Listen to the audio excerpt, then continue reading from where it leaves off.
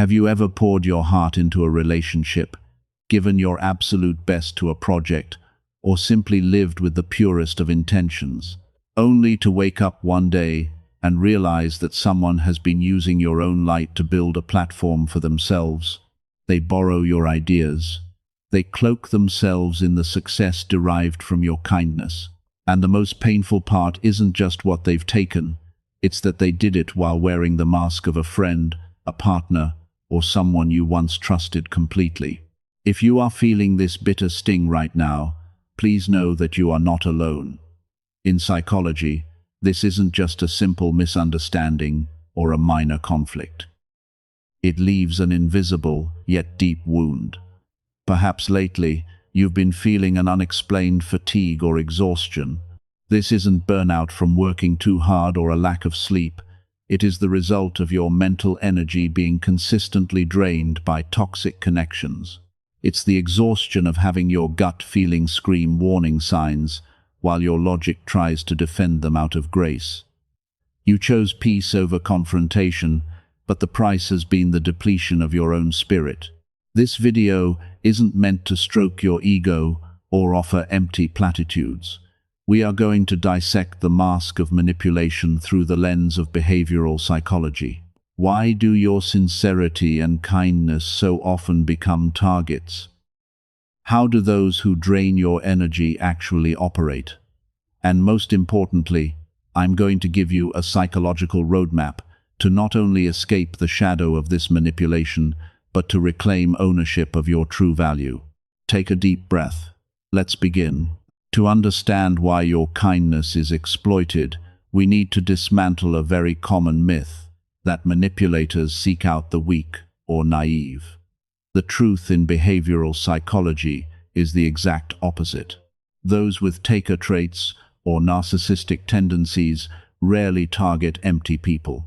They are fiercely drawn to the giver, highly empathetic individuals, empaths who possess creativity, positive energy, and a solid inner light. Why? Because that is exactly what they crave, but cannot generate themselves. Imagine the psyche of an exploiter as a bottomless pit.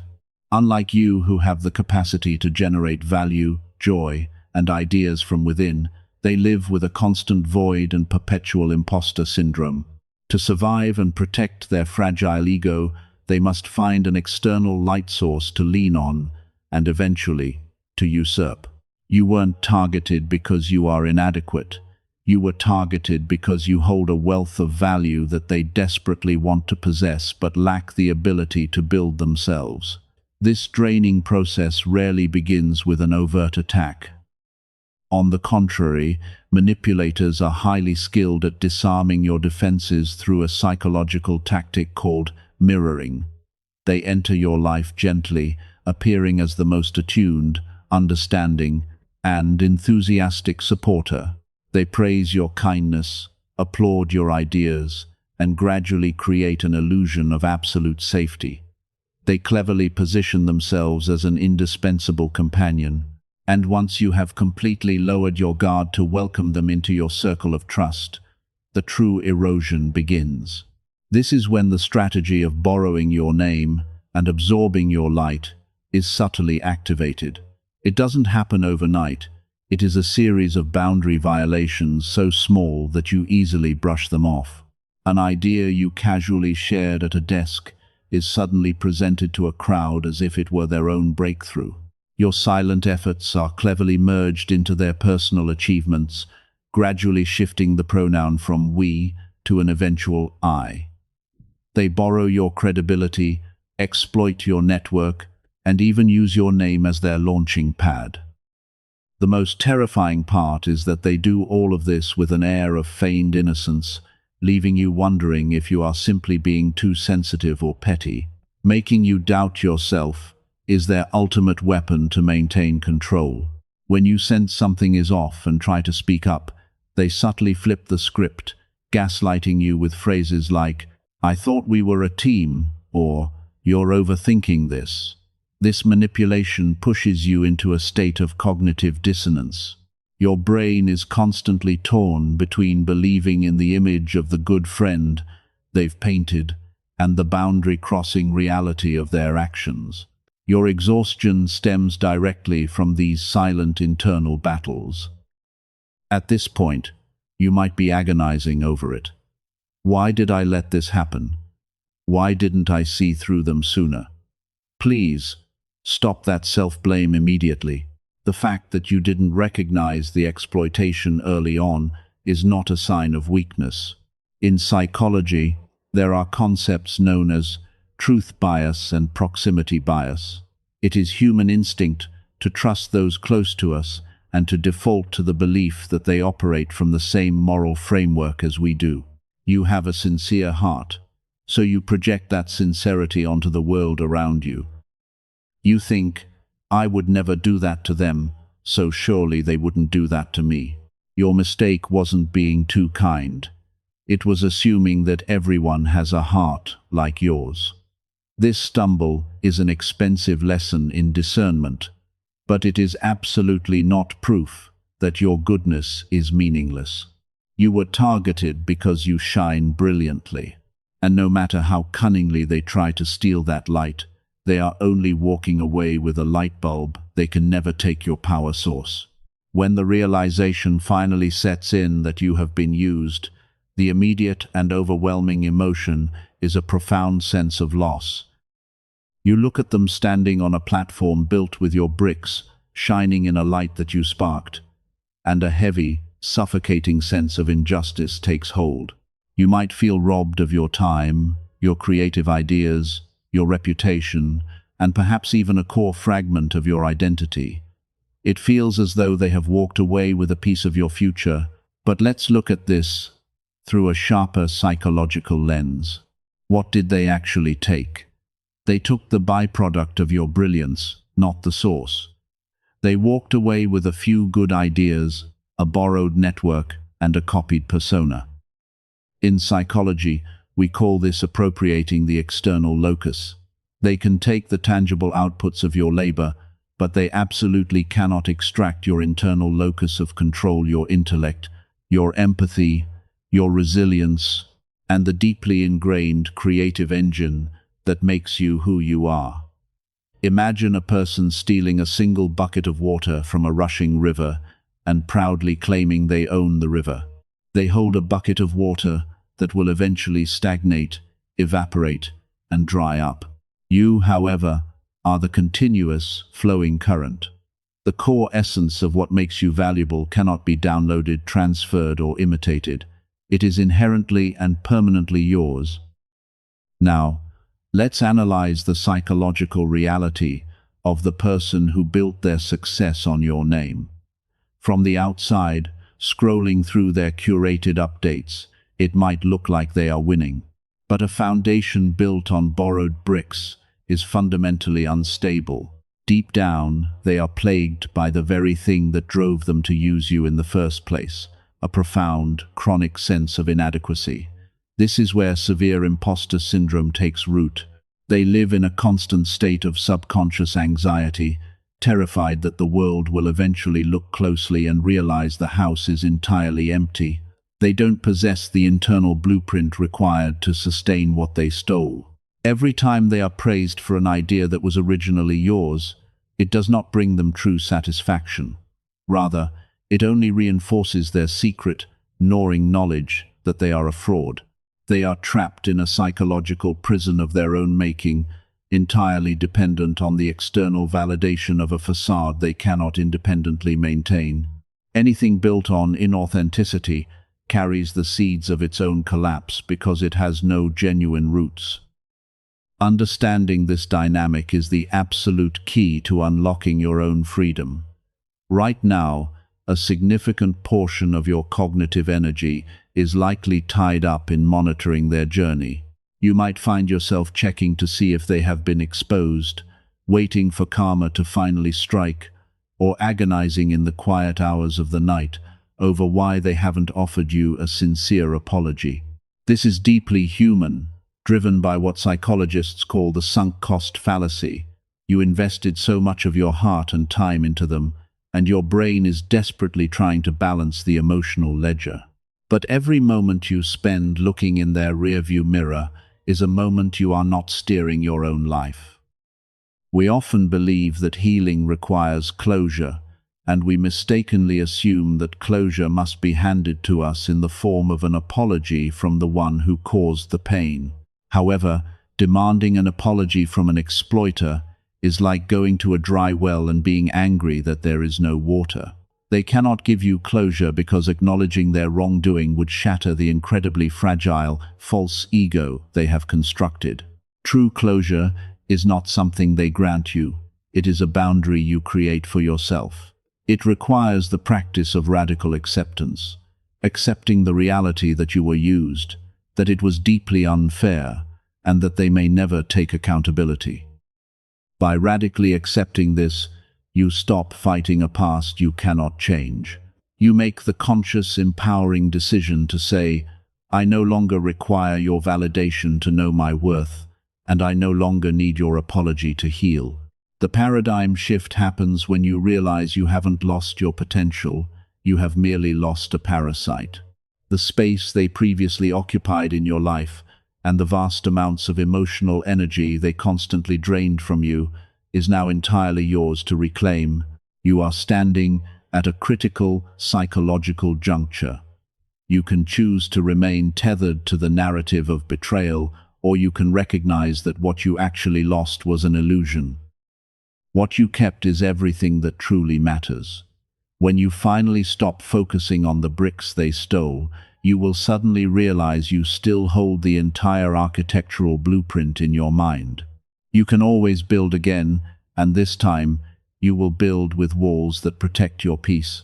We have now reached the most crucial phase of this journey, the practical application of taking your power back.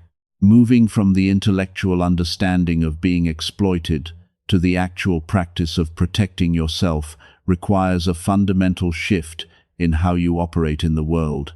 This is where we step into the architecture of boundary setting. For many empathetic individuals, the very word boundary triggers a subtle sense of anxiety.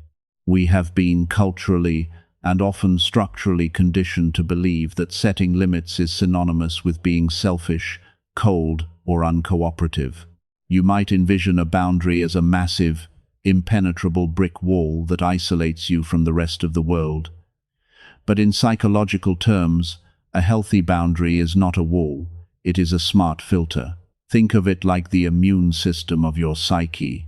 It is designed to let nourishment, love, and genuine connection in, while recognizing and blocking toxic elements from infecting your system. A boundary is simply the distance at which you can love others while simultaneously loving and respecting yourself. To build this internal immune system, we must master 3 foundational psychological techniques. The first technique is learning to trust your somatic intelligence, commonly known as your gut feeling. When dealing with highly skilled manipulators, your logical brain is often the first thing to be compromised. They use charm, gaslighting, and perfectly crafted excuses to convince your mind that they mean no harm. But while your brain can be tricked by pretty words, your nervous system cannot be fooled. Your body registers a threat long before your cognitive mind can process it. Psychology and neuroscience refer to the gut as the second brain, the enteric nervous system, intricately connected to the vagus nerve, which governs your fight-or-flight response. Have you ever interacted with someone who sounded perfectly polite, yet you walked away feeling a sudden heaviness in your chest? Have you ever noticed brain fog, a tightening in your throat, or a sudden, inexplicable wave of exhaustion just by being in a specific person's presence? These are not random physical anomalies. They are your somatic intelligence screaming at you. Your body is accurately keeping the score. The first step in boundary setting is to stop rationalizing away these physical cues.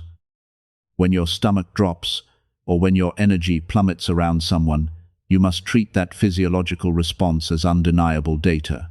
Do not wait for logical proof of their toxicity. Your body's exhaustion is the proof. The second technique involves practicing selective kindness and mastering the guilt-free no.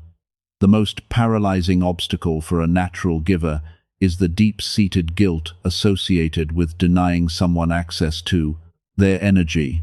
You might have a core belief that to be a good person, you must be perpetually available, endlessly accommodating, and infinitely forgiving.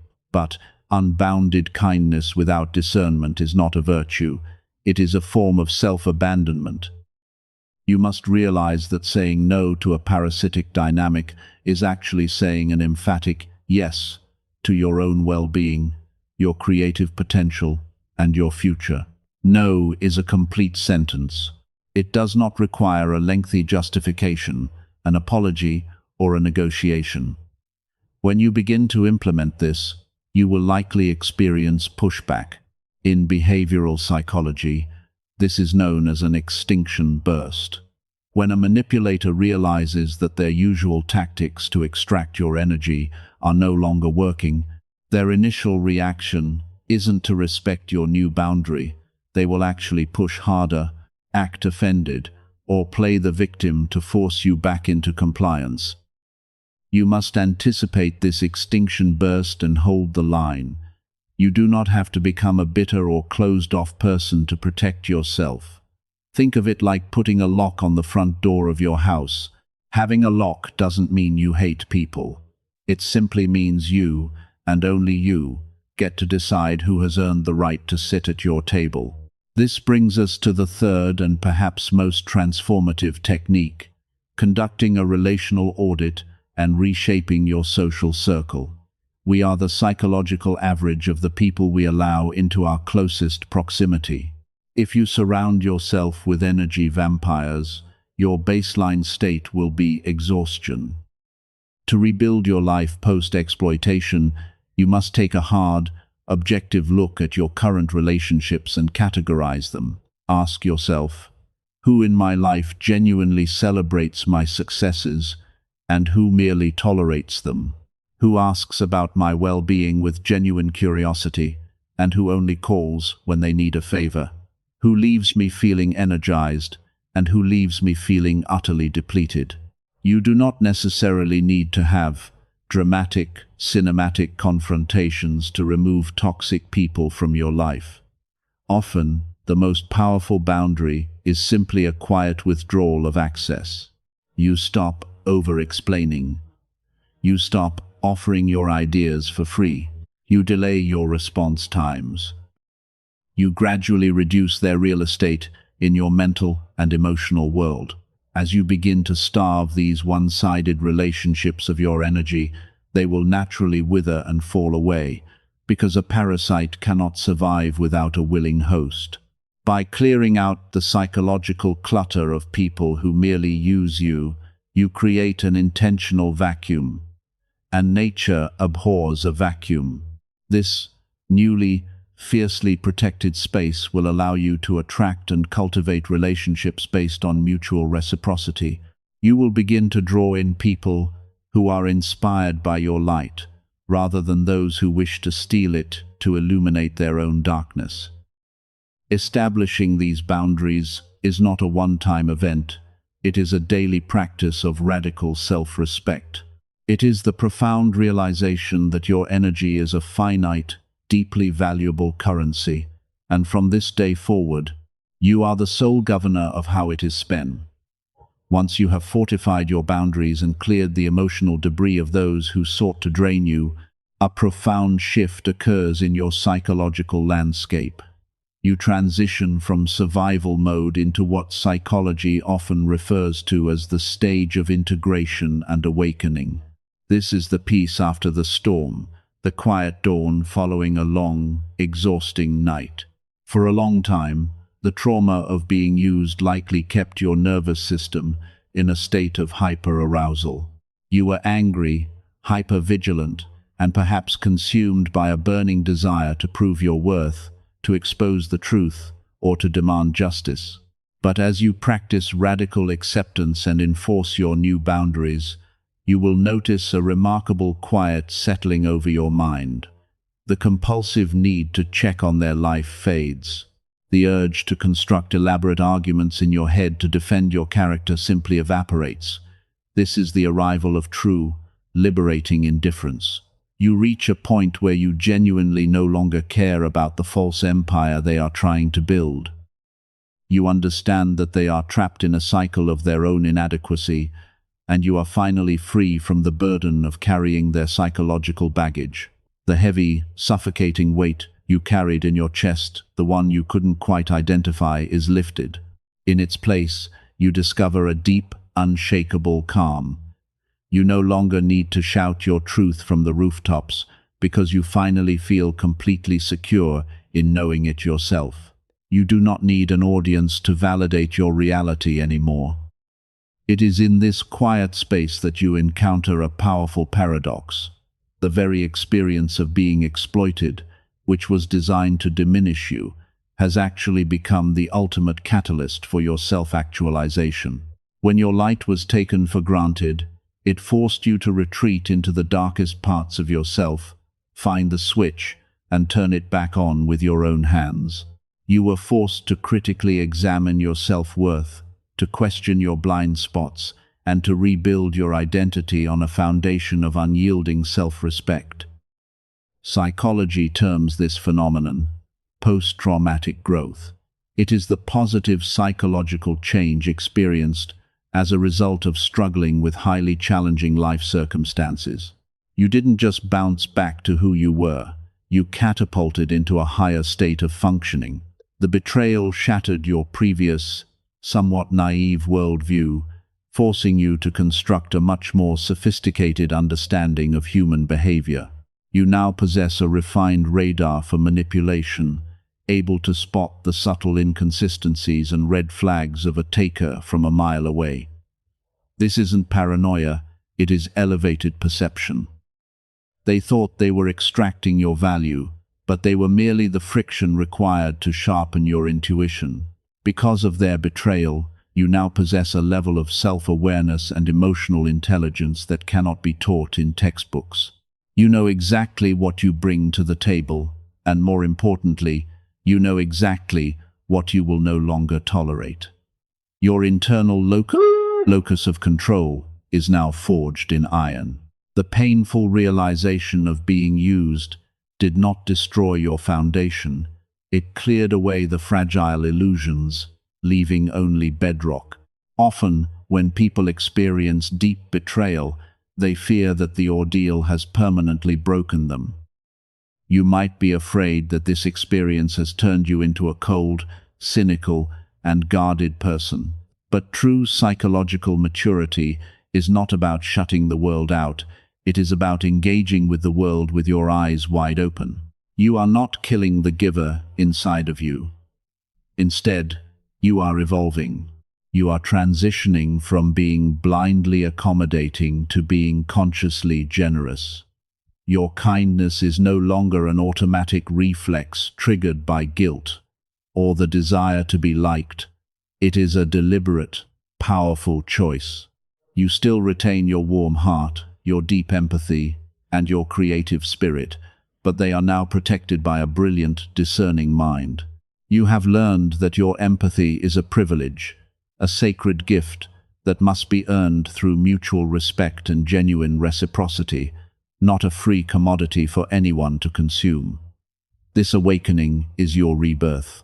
You are stepping into a version of yourself that is vastly more powerful, clear-headed, and grounded than you were before the betrayal. The illusion of your loss has completely shattered, revealing the undeniable truth of your enduring strength. You have not lost a single piece of your true essence. You are whole, you are wise, and you are finally ready to write a new chapter where you are the undisputed author of your own brilliant, unborrowed light. As we bring this journey to a close, I want to leave you with one final, anchoring thought. When someone exploits your kindness, the heaviest burden is the illusion that they took a piece of your potential with them. But the truth you must carry forward is this: you haven't actually lost anything of true substance. You were not diminished, you were simply refined. You are stepping out of the shadow of their manipulation, not as a broken victim, but as a sharper, stronger, and infinitely wiser version of yourself. Your light was always your own, and now no one can borrow it without your explicit permission. Healing from this kind of invisible psychological wound is rarely a journey you should walk entirely alone, and there is immense power in shared experiences. If this video resonated with you, or if you have navigated the painful process of rebuilding your boundaries after being used, I warmly invite you to share your story in the comments below. Let's turn that space into a safe, supportive community where we can validate and learn from one another. Your experience might be the exact reassurance someone else needs today to realize that they are not crazy and they are not alone. If you found value in this psychological breakdown and want to continue exploring the depths of human behavior, emotional healing, and self-mastery, please consider subscribing to the channel. We will continue to dissect these complex dynamics together, moving away from toxic cycles and building a foundation of genuine self-awareness. Thank you for trusting me with your time, your attention, and your energy today. Keep your boundaries strong, your heart open to the right people, and never stop shining your authentic light.